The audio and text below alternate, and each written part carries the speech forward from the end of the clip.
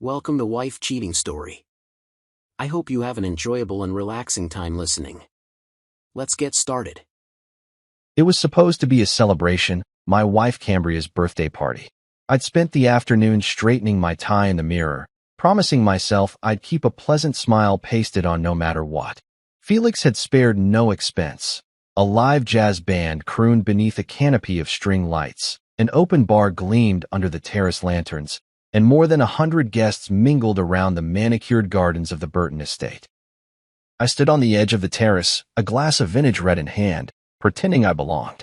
In truth, I felt like a charity case invited to observe someone else's life. I raised the glass to my lips, letting the burgundy liquid coat my tongue, willing myself to taste celebration. But beneath the happy chatter and the clink of ice against crystal, something gnawed at me. Those glances Cambria shot my way, equal parts pity and annoyance. I forced my features into a polite grin as her friends fluttered around her like moths to a flame, whispering compliments and sipping champagne. Cambria was the queen tonight, and I was the footman whose only job was to stand still and look appreciative. Then came Felix, swaggering over with the self-confidence of a man who knows exactly how much power he wields. His tailored suit hugged his frame, his cufflinks winked like trophies, and his breath reeked faintly of scotch. I braced myself, hoping for a cordial greeting. Instead, he tipped his head, the candlelight and the bottles behind him casting a halo around his smug grin. "Dean," he drawled, voice thick with alcohol, "why are you still here?" He paused, letting the laughter of his cronies wash over me. Nobody likes the charity case husband. I laughed it off, the kind of hollow chuckle that echoes in an empty room. I lifted my glass in a mock toast. "Happy birthday, Felix," I said, voice calm, measured. But every muscle in my body tensed. In that moment, I saw the hardness in Cambria's eyes, the way her lips curled at the edges but never fully smiled. I nodded as Felix turned on his heel, swaggering back to his crowd, and I set my glass on a nearby ledge, watching the red wine tremble. Moments later, the celebration crashed. I barely saw the flash of brown glass arcing through the lamplight. 1 second, I was stepping forward to catch my balance. The next, the world exploded against the side of my head. Pain ripped through me in a hot, blinding wave. I tasted copper, metallic, bitter. The glass shattered on impact, spraying crimson droplets across the pristine marble floor. There was a collective gasp, a dozen screams, and then silence so complete it rang in my ears. My hand flew to my temple, sticky with blood that seeped through my fingers. The guests parted around me like the Red Sea.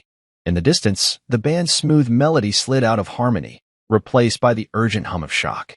I looked up, searching for Cambria in the crowd, but she stood rooted at the fringe, arms crossed, watching me as if I were an exhibit behind glass. She didn't scream. She didn't rush to me. She only turned away, shoulders squared, letting Felix's laughter tumble over her retreating back. Time slowed. I blinked twice, tasting the metallic sting on my tongue, and the resolve inside me crystallized. I took one step toward Cambria, but the dizziness pulled me back. Fragments of glass crunched beneath my shoes. Guests scattered, whispers chasing one another. "Call an ambulance. Did you see that?" I can't believe it. I felt entirely alone, both the victim and the outsider in a scene choreographed without my permission. I left the chaos behind, my phone and keys the only things I managed to pocket. My suit was ruined, blood speckles staining the charcoal wool, but I barely noticed. The night air hit me as I crossed the terrace threshold, cool and cleansing. I inhaled deeply, drawing the scent of night-blooming jasmine and freshly trimmed hedges into my lungs. With each breath, the shock receded and something harder took root: indignation, fury, determination. I'd spent years apologizing for being less than perfect in her world, sacrificing my own needs on the altar of her family's expectations. No more. I fumbled for my phone, hands shaky, and dialed Cambria's number even though I knew she wouldn't answer. I listened to the ringing echo through the empty hallway beside the terrace, then let it go. I slid my keys into my pocket and pushed through the back door, stepping out onto the lawn where the last of the party's lights winked in the distance. I walked away from the music, away from the laughter, away from the betrayal, letting the estate shrink behind me until all I could see were swaying hedgerows under the moonlight. By the time I reached the end of the gravel drive, I had made my decision. I would not return to that party, to that life, or to that marriage as it had been. The sting on my temple throbbed with each heartbeat, reminding me of the precise moment everything changed. I was no longer just Cambria's husband or Felix's punching bag. I was a man scorned, but no longer broken. I climbed into my car, slamming the door shut as the thunder of my own pulse drowned out the world. The engine roared to life. In the rearview mirror, I saw the estate's silhouette framed by broken glass glinting like stars in the marble doorway. I held my breath, then exhaled. Whatever came next, I would face it on my own terms. My phone lay silent beside me. My keys jingled in my hand, and I pressed the accelerator, driving away with a resolve I hadn't felt in years. I didn't glance back. 3 hours after the party ended in blood and silence, I sat in a quiet office 12 stories above downtown, the fluorescent lights humming faintly above my head. The receptionist had offered me coffee I hadn't touched. My shirt, blood-stained at the collar, was hidden beneath a borrowed black hoodie from the EMT who'd cleaned me up. I could still feel the dried sting near my temple, a dull pulse reminding me I wasn't here by accident. I was here because I'd had enough. Rowan Ellison's office didn't scream power. It whispered it. The walls were lined with books. Actual books, not decorative leather-bound sets, but well-thumbed legal volumes and case law compilations with color-coded tabs sticking out at odd angles. A single potted plant leaned toward the sliver of city skyline, and a framed quote hung above her desk. The most dangerous voice is the one that doesn't need to yell. I hadn't even sat down yet when I realized I was no longer alone in this war. Rowan was nothing like the bloodthirsty lawyers on TV. She looked like a librarian. Thin spectacles, a high bun, soft cardigan over a gray blouse, but the way she watched me, like she was already organizing facts into arguments, made me sit straighter. My college roommate had recommended her with a simple text, "She's quiet, but lethal." I now understood both parts of that statement. "I read your intake form," she said without preamble, her voice calm and deliberate. "And your message. You said your wife's brother assaulted you in public, during a party held at her family estate?" "Yes," I replied. "Birthday party. Her birthday." She nodded. "And your wife didn't intervene?" "She turned away," I said, hating how small the words sounded. She looked at me for a long moment, her pen still. "Let's start at the beginning, Mr. Langford. I need everything. Emotional history, financial records, assets, property access. I'll ask specific questions later." I paused, unsure how to summarize years of being muted by politeness and manipulated by charm. But I started anyway. I told her about Cambria's slow withdrawal after our second anniversary, the way affection became performance, the way I stopped being a husband and became a sponsor. I told her how Felix had always undermined me in ways that felt like jokes until they didn't. I explained how I'd been gradually cut out of decision-making, vacations planned without consulting me, purchases made in my name, then labeled ours. I handed over a folder I'd stuffed into my bag before leaving the house for the party. A habit I hadn't realized would serve a purpose. Inside were years of documentation, copies of property taxes I'd paid, emails where I was looped into renovation discussions but never allowed a vote, transfer confirmations for shared assets that bore only Cambria's name. Rowan flipped through the stack with the practiced eye of someone who had seen worse. Maybe not blood at a birthday, but enough paper-cut betrayals to know what they built toward. She stopped at one page, slid her glasses down slightly, then looked at me. "You financed the East Wing renovation?" "Yes. And this invoice, $47,000 for the driveway redesign. Paid from your personal account." I nodded. "Felix said they needed to upgrade the welcome experience." Her lips tightened. "But you're not on the deed." "No. The house belonged to Cambria's family. Technically, it still does." I laughed dryly. "At least, that's what I thought." She leaned back, fingers steepled beneath her chin. "What if I told you that wasn't necessarily true?" I stared at her. "Come again." Rowan pulled a slim tablet from a drawer and began tapping through a database. Cambria's father, Lawrence Burton, retired finance executive, died 5 years ago. Yes, liver cancer. Before he died, he created a revocable living trust. That's standard. But here's where it gets interesting. She turned the tablet around to face me. A scanned document filled the screen, stamped and signed. "This is a partial summary of the Burton Family Estate Trust. You see this clause?" I squinted. Section 14.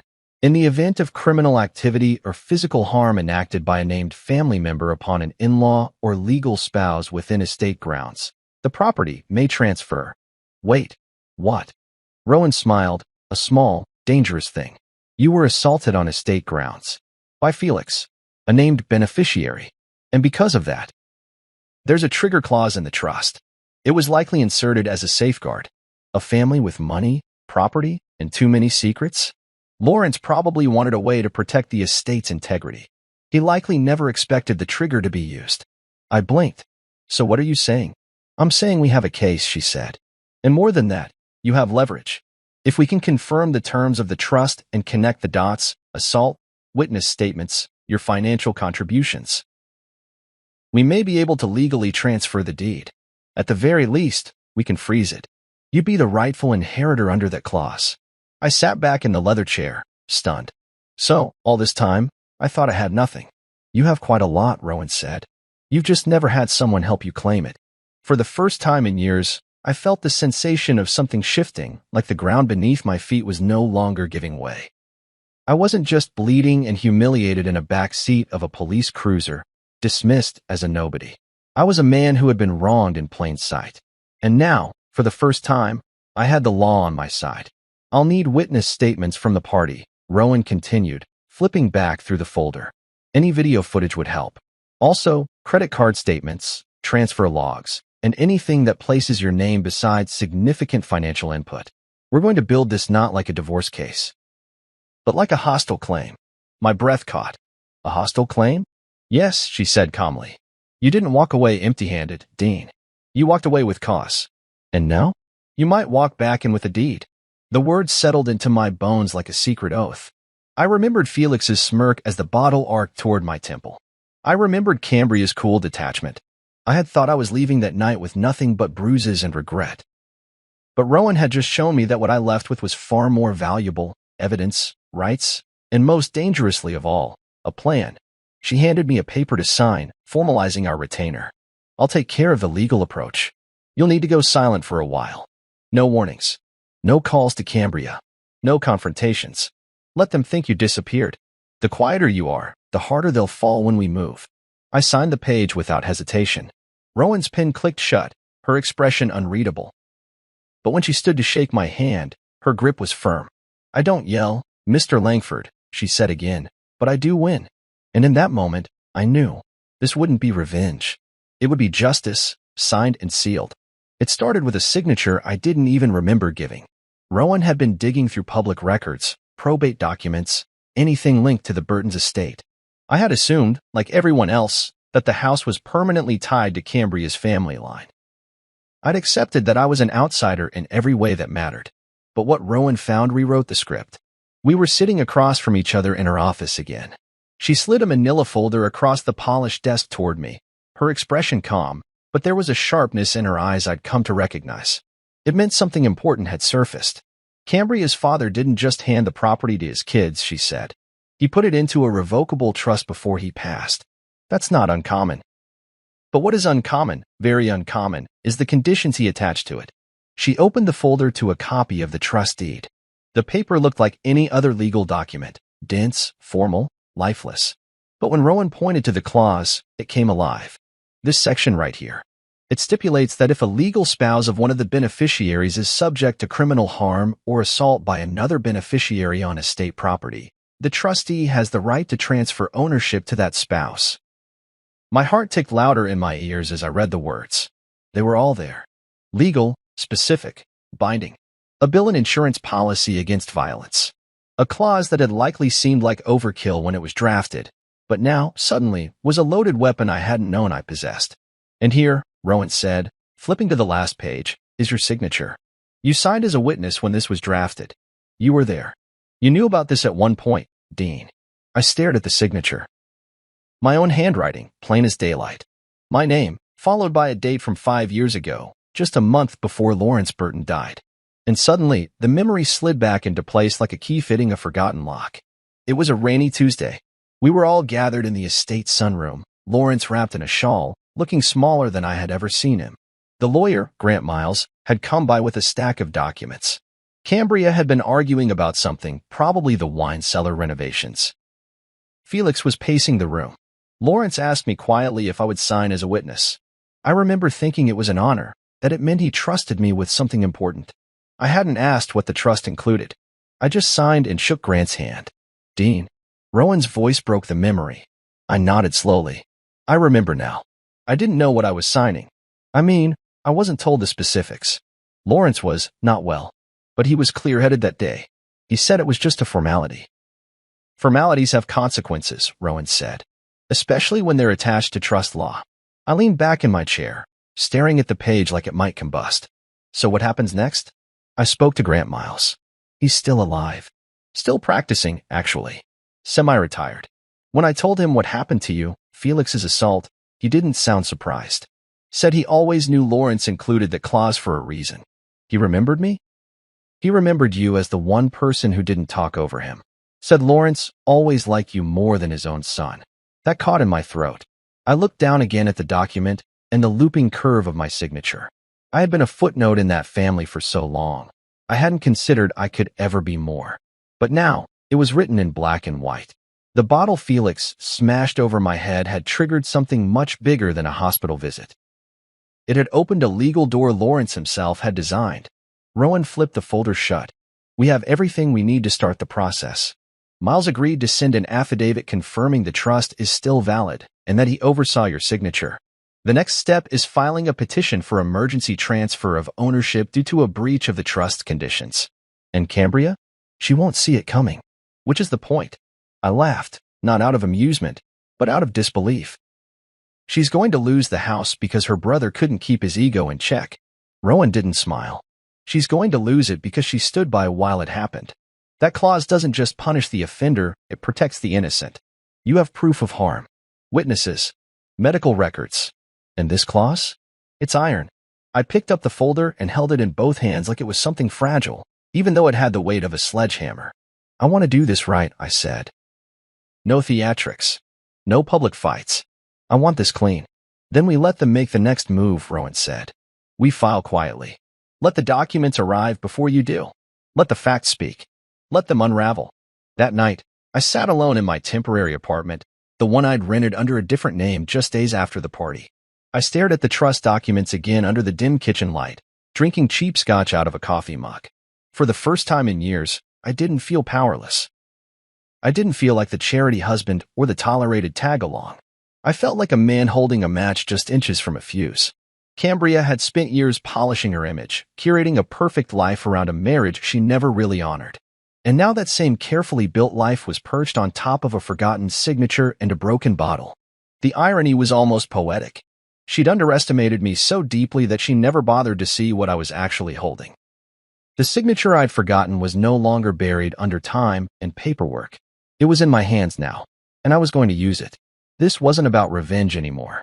It was about reclaiming something that had always been mine. Not the house, not the title, but the right to be seen, respected, and counted.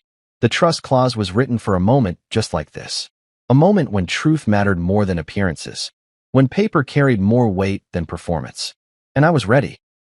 Rowan told me to disappear, not vanish entirely, but to go quiet, to move like smoke and wait. I followed every word.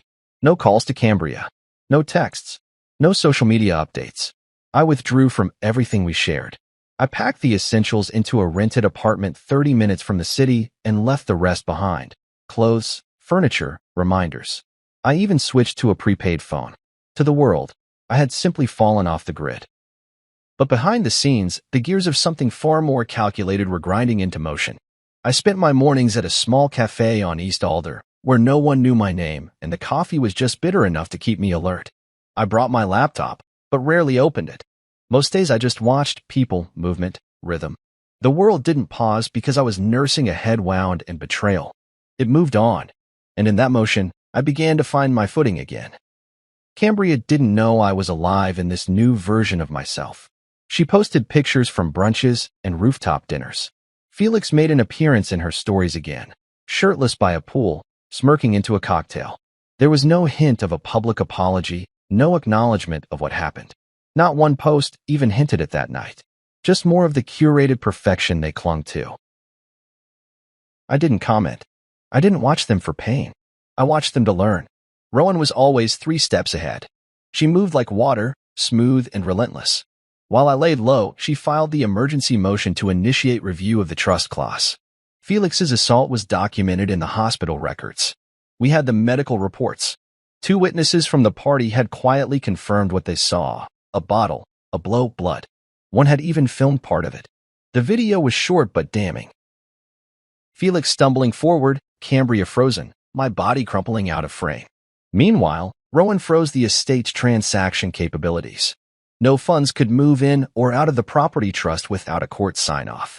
The accounts attached to the Burton property, tax, maintenance, insurance, were all being monitored. It was subtle, surgical. There were no alarms blaring, just a slow tightening of strings. Cambria texted me 3 times that first week. Tuesday, are you okay? Thursday, Dean, can we talk? Sunday, I don't know where you are, but this isn't like you. She was right. It wasn't like me. I had always been available. I had always answered, explained, de-escalated. But Rowan's advice echoed in my mind. Let them wonder. Let them panic just enough to reveal their hand. So I let the silence speak. By the second week, the calls began, missed ones, voicemails left at odd hours. One of them was Cambria's mother. Dean, we're all worried. I know you and Felix had a disagreement, but we can move past it. Call us. The word disagreement landed like acid. A shattered bottle to the skull was now a spat between brothers-in-law. The rewrite had already begun, but I didn't bite. I stayed invisible, watching from the sidelines as they reshaped the story. It didn't matter, because the paperwork was already in. The request for trust enforcement had been filed, along with the video, the statements, and my own declaration. The court date was quietly scheduled. Felix and Cambria hadn't even received the notice yet. I spent my evenings walking, around my block, down unfamiliar streets, past dimly lit parks and gas stations where no one knew my name. I needed the silence. I needed to hear myself think after years of being drowned out. Each night, I unpacked pieces of myself I hadn't touched in a long time. I remembered things I'd stopped dreaming about. My own company, my own ambitions, the version of me that wasn't tethered to status and appearances. I didn't miss Cambria's world. I missed who I was before I shrank to fit into it. Rowan called every few days with updates, each one sharper than the last. Grant Miles confirmed in writing that the clause is still binding. His notarized affidavit carries weight. She paused. And Cambria's name is absent from all the financing attached to renovations in the last 5 years. It's all you, Dean. That strengthens your claim.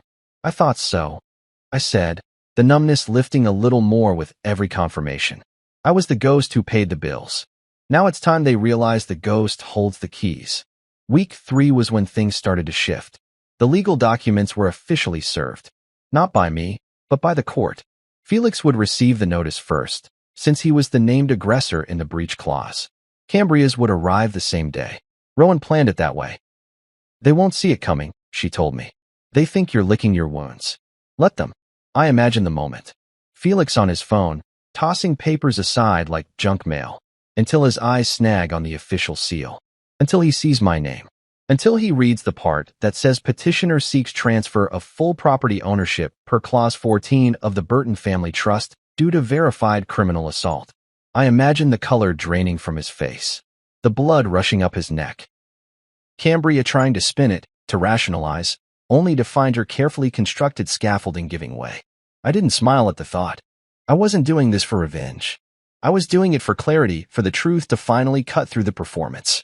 I didn't need their apology. I needed distance. And this was how I would get it, with silence, with strategy, with truth on paper and a quiet lawyer who never raised her voice. By the end of that 3rd week, I stood in front of the mirror in my small, rented apartment. The scar on my temple had faded, but the memory hadn't. I touched it briefly, not to dwell, but to remember. Pain had brought me here, but it wasn't pain that would carry me forward. It was resolve. The next time I walked through that estate gate, it wouldn't be as a tolerated guest or an accessory to someone else's fantasy. It would be as someone who had earned the right to take up space. As someone who had been denied, dismissed, and finally decided not to shrink anymore. The silence had done its job. Now the storm was coming, and I was ready. It was a Tuesday when Felix's world began to crack. The process server arrived just after noon, dressed like a delivery man, polished, polite, unnoticed until the last moment. Felix was lounging near the patio, shirtless, sunglasses on, drink in hand, probably planning another one of his social media diatribes disguised as charm. When the man handed him the envelope, Felix signed for it with a lazy smirk, still half sure it was an invitation or maybe a fine. The look on his face when he opened it, though, that's the image I'll keep framed in my mind. His mouth twisted. His eyes darted. The bravado drained out of him like someone had cut the cord on his self-importance. He called Cambria instantly. I wasn't there to witness it in person, of course, but Rowan's security team was. A discreet presence, arranged days earlier, parked at the end of the driveway, positioned with clear instructions. The moment the documents were received, they were to notify the gate staff. By the time Cambria's car sped up the road, kicking gravel beneath its tires, the new access list had already been implemented. Her name was not on it. She arrived in a panic, hair tied back in a messy twist, wearing a designer trench coat like armor. She barely spoke to the guards. Just flashed her ID and said, "I live here." But they didn't move. Didn't open the gate. One of them, a firm-eyed man named Malik who'd served as Rowan's point of contact, simply handed her a folded sheet of paper and said, "You'll need to speak to Dean Langford. Access has been temporarily revoked, pending legal review." I got the call the moment she started raising her voice. She didn't scream, but her tone turned sharp. Controlled fury, honed from years of getting her way with a narrowed brow and just enough condescension to make people shrink. But the guards didn't shrink. They held the line, calm and unmoved. Malik called me after she left. She looked stunned, he said. Didn't even ask twice. Just turned and walked off. That same afternoon, Cambria tried to call me. I let it ring. Rowan and I watched it all unfold from her office, where she had pulled up a split screen of timestamps and photos sent in by the gate cameras. It felt surreal, seeing the estate from a distance, the house I once poured thousands into, the driveway I'd helped redesign, now locked off from the very people who had paraded me as accessory and bank account. Rowan leaned back in her chair, watching calmly as I studied the images. "She's going to try to spin it," she said. "She'll say you're unhinged, that this is a stunt. But the documents are already processed. The court date is set, and the emergency injunction was approved. They can't re-enter without triggering a breach of court order." I stared at the screen. Cambria's face looked different somehow, less composed. Or maybe I was seeing her clearly for the first time in years. "She's going to say I blindsided her." "She'll be right," Rowan replied with a small smile. "That's the point." Felix's reaction, on the other hand, was less controlled. According to neighbors, one of whom sent a message to my private inbox with no words, just a video, he screamed loud enough for the entire block to hear. The video was blurry, but you could see him pacing in front of the fountain, flailing a piece of paper in one hand and holding a phone in the other. At one point, he slammed the gate intercom with his palm, as if force would override legality. It didn't. I didn't respond to the video. I didn't reply to the neighbor. But I saved the footage. Sometimes silence needs documentation. Cambria called again that evening. For rings. Voicemail. Then she texted. "Cambria, Dean, this is ridiculous. Please call me." I didn't reply. I just read it and let it sit there. A relic of the woman who once couldn't make time to attend marriage counseling but suddenly had the time to plead now that consequences were involved. That night, I went for a long walk through my new neighborhood. The air was cool. The sidewalks quiet. I passed a florist closing up shop and a kid bouncing a basketball by himself under a street lamp. The world was still turning, untouched by Cambria's panic. And mine? It had dissolved. Not into vengeance, but into clarity. I wasn't angry anymore. I was focused. When I got back to my apartment, I found another message waiting. "Cambria, I don't know what you think you're doing. This isn't how adults solve things." I laughed out loud at that one. The irony. The woman whose silence had once felt like punishment now couldn't stop talking. She'd spent years watching me give and give, never thinking I'd ever stop. She didn't notice when I began to step back. She just assumed I'd be there, like a reliable coat you throw on when it rains. I poured myself a glass of wine, cheap stuff, nothing like the bottles that used to line our cellar, and stood by the window, watching the glow of distant headlights flicker along the freeway.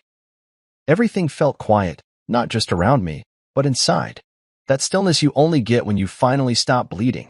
Rowan called late to confirm the paperwork had been received and filed into the system. "You'll have temporary legal control until the hearing," she said. "They can't make decisions about the property. You can, within reason. Utilities. Security. even light renovations if needed. Felix is losing his mind.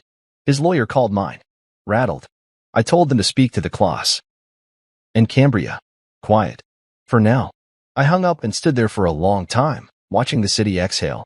That house, the one I'd helped build, fix, beautify, wasn't a prize. It was a symbol. A scar, maybe. But now it was a battleground, and I wasn't backing away. They thought they'd broken me the night the bottle shattered. But all they'd really done was break the illusion that I was powerless. Now, they had to knock on a door they no longer had a key to, and I didn't even have to open it. 3 weeks to the day after the bottle shattered against my skull, I walked up the cobblestone driveway of the Burton estate wearing a clean navy suit, freshly shined shoes, and a new scar hidden just beneath the edge of my trimmed hairline. The sun cast long shadows over the lawn, catching the gold accents of the wrought iron gates behind me as they clicked shut. My heart thudded, but it didn't race. Not with panic, not with doubt, just purpose. Rowan was beside me, her tablet case tucked under her arm, heels clicking a steady rhythm as we made our way toward the front entrance. My breath stayed even. I'd had 3 weeks to rehearse this moment, and I wasn't going to waste a single second of it. Felix was already outside, pacing like a man trapped in a maze he didn't realize he built. His shirt was rumpled, the top buttons undone, and he wore that expression of disbelief that wealthy people only seem to conjure when someone tells them no for the first time. Cambria trailed behind him, trying to keep up, her mouth working in silent protests as they spotted me approaching. Her eyes locked on mine, wider than I'd ever seen them, not with anger, but with something like recognition. Like she was seeing me clearly for the first time and realizing I'd changed. I didn't speak at first. I didn't have to. Rowan stepped forward and handed Felix a thick envelope. These are certified court documents confirming Mr. Langford's temporary legal control of the Burton estate pursuant to Clause 14 of the Family Trust, she said, crisp and professional. The emergency hearing was reviewed and approved. You are no longer authorized to reside here. You're insane, Felix snapped, his voice cracking as he yanked the envelope from her hand. You can't just walk in here and take over our house. Actually, Rowan replied coolly, he can. And he has. It's been legally transferred pending final hearing. You're trespassing as of this moment. Cambria stepped forward, eyes pleading now. Dean, please. We can talk about this. This isn't you. You don't need to do it this way. I smiled faintly. Not out of pettiness, but out of resolve. You didn't even flinch when your brother split my head open with a bottle. You didn't look at me. You turned away. Her face crumpled for a split second before she masked it again with practiced elegance. You left. You didn't say anything. You didn't give me a chance to explain. You had years to speak, Cambria, I said. You spent them perfecting silence. Felix scoffed, tossing the envelope onto the marble steps. This is a joke. This is some pathetic revenge scheme. I stepped forward then, standing just inches from him, my voice level. You attacked me in front of 100 people. You humiliated me, and you didn't care who saw. Now you care because you're losing something that was never really yours. He opened his mouth again, but I raised a hand and spoke louder. For anyone within earshot, gardeners, security, maybe even the neighbors across the estate walls. You break bottles, I said. I break patterns. There was a beat of silence. Rowan's eyes flicked toward the front door. A member of the newly assigned security team stepped out and gave a short nod. The locks had already been changed. Felix and Cambria no longer had access codes, and the staff had been briefed on the transition. I suggest you gather your belongings, Rowan said to them both. What you can carry, you may take. Anything else will be held in inventory for legal arbitration. We have a moving service scheduled if you wish to arrange delivery. You have 3 hours. Cambria looked like she might cry, but no tears came. Only trembling lips and the faint flush of humiliation. She stepped closer. Dean, we were married. Doesn't that mean anything to you? I tilted my head. It did. It meant everything to me. Until it didn't mean anything to you. She swallowed hard, but didn't speak again. Felix muttered something under his breath and stormed inside, the heavy front door slamming behind him. The sound echoed through the courtyard like a final note in a song no one wanted to sing anymore.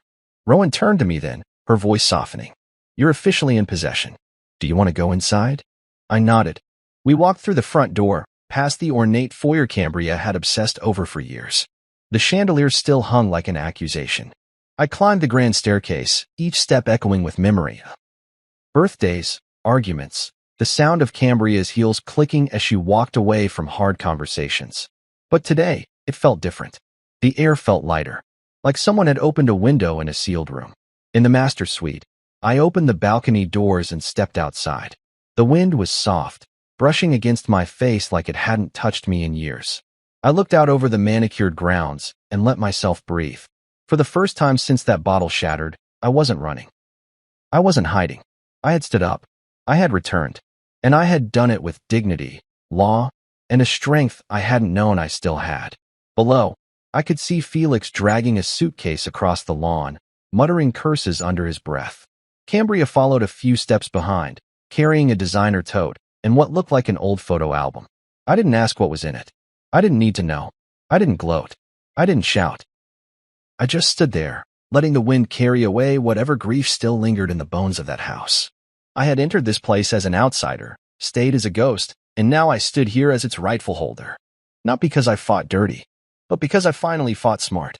As Rowan joined me on the balcony, she glanced at the horizon and nodded. This is the beginning, Dean. Not the end.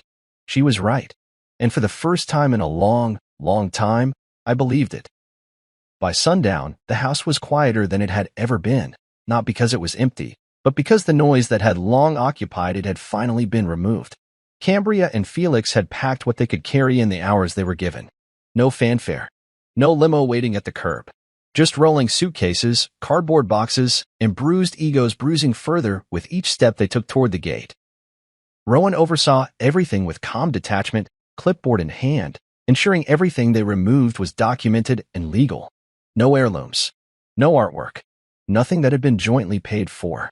And certainly not the antique sideboard I had commissioned during our second year of marriage, an anniversary gift Cambria never once acknowledged. That stayed right where it was, a silent witness to what was finally coming undone. Cambria tried one more time. Just before leaving, she walked up the steps of the front porch like it was still hers, like all this could somehow be undone with the right words.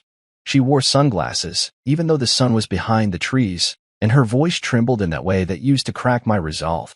But not anymore. I'm not here to fight, she said. I want to understand how it got to this point. I stood in the doorway, leaning on the frame with my arms folded. Steady. It got here because you let it. Because silence is complicity. You stood by while your brother broke a bottle over my head, and then you walked away. She shook her head, her voice sharper now. I didn't know what to do. Everything happened so fast. No, I interrupted, calm but cold. Everything happened exactly how it was always going to happen. The only difference is this time, there were consequences. Felix, dragging a box down the path, shouted over his shoulder, "You'll regret this, Dean." You think you've won something? You're just playing lawyer games. Rowan stepped forward before I could say a word. Actually, this lawyer game you're referring to is called trust enforcement. And it's binding. You're welcome to contest it, if you can find a lawyer willing to stake their license on your behavior. Felix sneered, but said nothing. The bruises on his ego were now visible in the way he moved, less cocky, more frantic. He looked like a man trying to carry dignity in a box that didn't quite close. Cambria turned back to me. So that's it? You throw us out like strangers? I nodded. Exactly like that. She stood there a beat longer, waiting for me to flinch, to soften. But the man she married, the man who always made room for her excuses, was gone. In his place stood someone she hadn't cared to know until it was too late. When she realized I wasn't a fixture, I was a force. Security escorted them to the gate, walking silently beside them until the locks buzzed shut behind their exit. There were no reporters, no scandal, no headlines. Just a quiet exit from a place they had believed was theirs by birthright, never questioning who really paid for the walls that protected them. I didn't speak as they walked down the drive, didn't wave, didn't even step off the porch. I stayed rooted where I was, letting them carry their entitlement and shock out past the hedges. Their car pulled away, and I didn't watch it disappear. I didn't need to. Inside, the house had a different hum to it now. The kind of silence that didn't press on your chest. The kind that made space. The staff, those who had remained, were respectful, if a little cautious. Rowan had spoken to each of them, made it clear that any future here was based on integrity and accountability. 2 of the old housekeepers had already left, choosing loyalty to Cambria over a paycheck. That was fine by me. I didn't want anyone left whose silence had helped enable the rot. That night, I walked through every room with the slow reverence of someone reacquainting themselves with a body that had once been injured. The formal dining room, where I had sat through 100 awkward dinners filled with subtle jabs and louder silences. The library, where Cambria had once laughed at my taste in paperbacks, saying they looked cheap against leather-bound volumes. The kitchen, where I had made anniversary dinners alone while she texted beneath the dim glow of chandeliers. I stood in the center of the master bedroom and exhaled, hands in my pockets. This place had never truly felt like mine. I had funded it, maintained it, improved it, but I'd always been treated like a tenant in someone else's legacy. Tonight, though, it was different. The deed had my name. The keys were in my pocket. And the people who once wielded ownership like a sword were now locked out by their own arrogance. I didn't gloat. There was no music, no celebratory drink, no calls to friends. Just a moment of stillness, deep and earned. I made my way back downstairs and stepped out onto the master balcony, the breeze curling in like a quiet congratulations. The moonlight spilled over the lawn, washing everything in silver and peace. I leaned against the railing and let the night speak to me the way it hadn't in years. The old me, the version that needed permission to feel worthy, he wouldn't have believed this moment was possible. He would have hesitated, second-guessed, offered a compromise. But that man had bled on marble steps and walked away with more than scars. He walked away with clarity. I wasn't here for revenge. I was here for reclamation. The house didn't feel like a trophy. It felt like a clean slate. And for the first time since the vows were exchanged and the lies took root, I finally felt like I was home. Not in Cambria's world. Not in Felix's shadow. In mine. I didn't keep the house to bask in some grand sense of victory. I didn't walk its corridors at night pretending I had won anything. Truthfully, there were moments when the silence inside those walls echoed a little too loud, like the emptiness was asking questions I wasn't ready to answer. But still, I stayed. Not to preserve what had been, but to transform it into something that mattered. Something that would outlive the pain it once held. The idea came to me slowly, like fog lifting off a morning lawn. It started with a question. What do you do with a house soaked in betrayal, layered in the echoes of dismissive laughter and cold silences? You don't sell it. You don't pretend it never cut you. You reclaim it. You carve meaning into its foundation. One night, while sitting on the floor of the old study, I remembered the man I'd met at the hospital. Another husband, bruised in more than just body. He'd told me in a broken whisper, "It's harder when no one believes it's abuse when it's happening to you." His words stuck. They burrowed under my skin. I looked around at the marble floors, the high ceilings, the space Cambria once used for hosting, for displaying her version of perfection, and I realized I had a chance to do something bigger than just own the place. I could make it matter. That's when I called Rowan. She listened as I explained, then said, "I know someone." 2 days later, I met Arturo, a retired social worker with a gentle face and steel in his spine. He'd worked for 20 years with men recovering from psychological and emotional abuse. "People think men don't bleed," he told me during our first walk through the property. "Just because the wounds aren't visible, they assume you're fine. They forget silence can be a scream." We shook hands that day and never looked back. I gutted the west wing first, the wing Cambria had insisted on turning into a private gallery.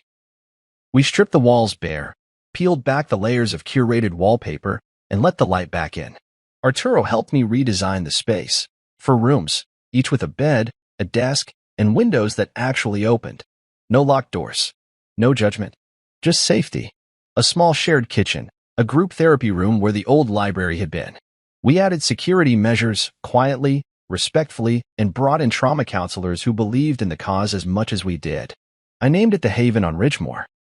Every man who walked through those gates deserved a chance to breathe again, to speak without shame, to find their footing after being gaslit, neglected, or treated like furniture in their own homes. We didn't advertise. Words spread in the shadows, referrals from shelters, whispers through court clerks, quiet endorsements from therapists who knew how rare a space like this was. Within a month, we had our first resident. By the end of the third, all 4 rooms were full. The first man was David. 48. Divorced. A teacher who had spent a decade in a marriage where every paycheck was taken, every opinion dismissed.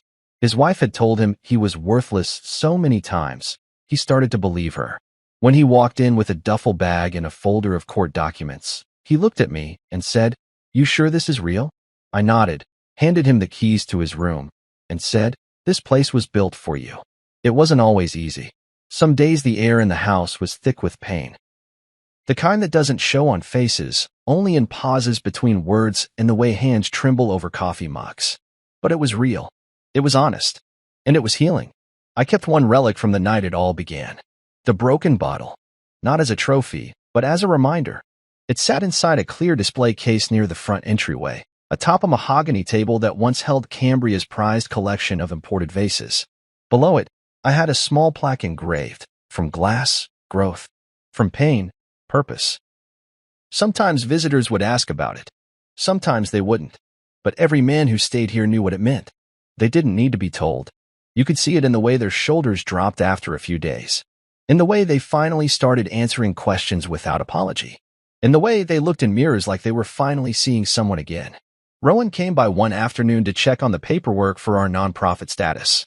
She paused by the bottle and smiled. "Never thought this would be your legacy," she said. I looked around the room, warm sunlight spilling across the couch, Arturo laughing softly with one of the residents in the kitchen, and replied, "Neither did I. But I'm proud of it." She nodded, then handed me the final certification forms. "The Haven's official now. Fully recognized. Tax exempt. You even got your inspection waived because of the Trust Foundation." I ran a hand across the smooth wood of the table. "Funny. All of this because Felix couldn't hold his liquor." Rowan smirked. "Or his temper." We both laughed. But beneath the laugh, there was something deeper. Something steady. Something earned. The house still held its luxury. The walls still whispered with memories. But now, those whispers had been rewritten. Every light that switched on, every door that opened, every meal shared, it was all a part of the healing. It didn't erase the past, but it layered something better over it. Stronger. Cambria never returned. Not in person. But one day, months later, I received a letter. No return address. No apology. Just a single photo tucked inside.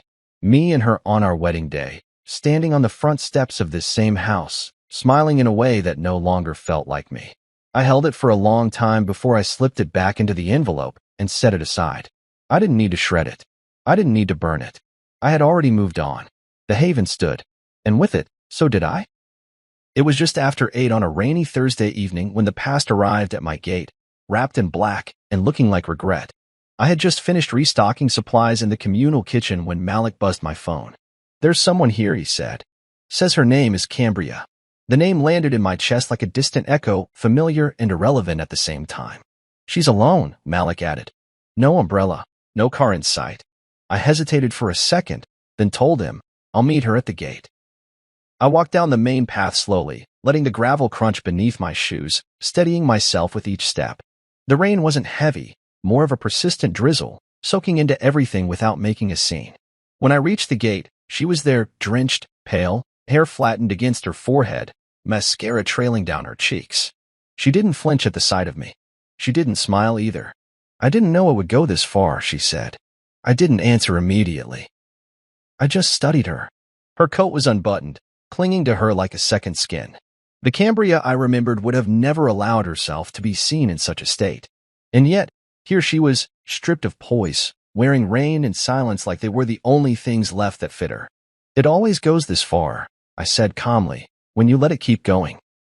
She looked away at that, toward the hedges lining the driveway, the same ones we once walked past together while discussing tile patterns and exterior lighting as if they mattered more than trust.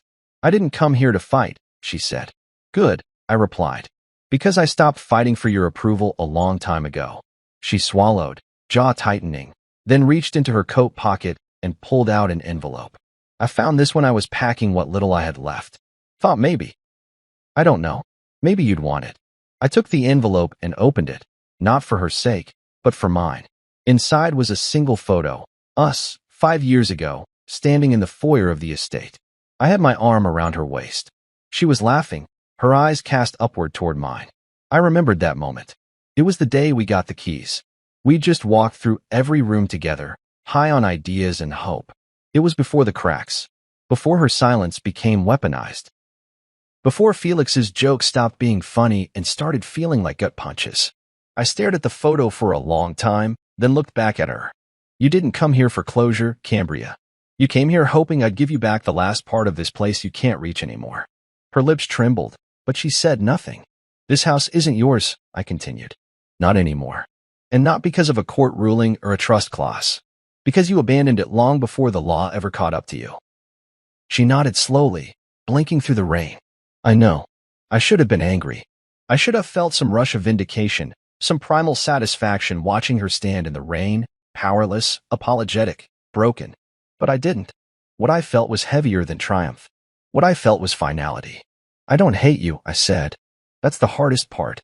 I just don't believe you anymore. She flinched then, as if those words hurt more than anything else I could have said. I didn't enjoy that either. I wasn't there to wound her. I was there to end it. I wish you peace, I added. But you won't find it here. She closed her eyes and nodded again.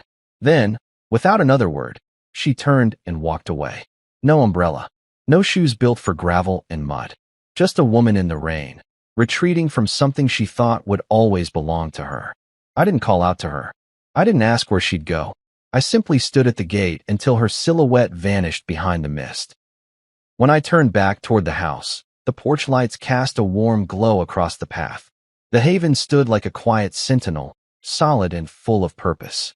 Inside, Arturo was still speaking softly to one of the new arrivals, and the soft sound of dishes clinking in the kitchen gave the place life. I walked back in, setting the envelope on the side table near the display case, the one that held the broken bottle. I didn't tear the photo. I didn't burn it. I didn't even frame it. I just left it there, unremarkable. A memory no longer powerful enough to move me. That night, I stood on the balcony again, the rain misting my face as I looked out over the lawn. The wind was cool, the scent of wet earth rising beneath it. Behind me, the rooms were full of healing, men unpacking more than bags, voices reclaiming space in the world. And I felt it in my chest, the unmistakable hum of closure. Cambria had finally come back, not for reconciliation, but for recognition. She wanted proof that she mattered still.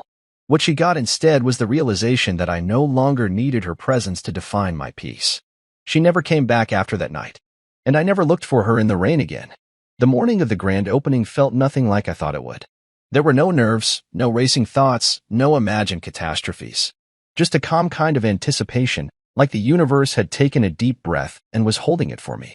The haven looked beautiful. Simple, strong, intentional. The fresh paint still carried the faint scent of renewal.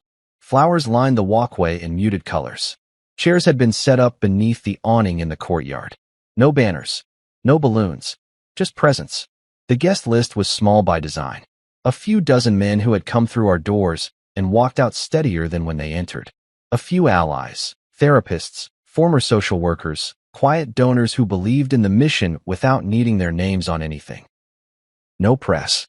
No photographers, just stories stitched together by survival and strength. Arturo was already in the garden, adjusting the last of the name tags. He looked up when he saw me, giving a quiet nod that said more than any speech could. I nodded back and slipped inside to check on everything. Coffee brewed in the kitchen. Plates of soft pastries and fruit trays waited on the table. Nothing extravagant, just enough. I found myself pausing in the hallway near the front door, eyes drawn to the display case. The broken bottle still sat there, upright inside the glass, frozen in mid-destruction. The label was long gone.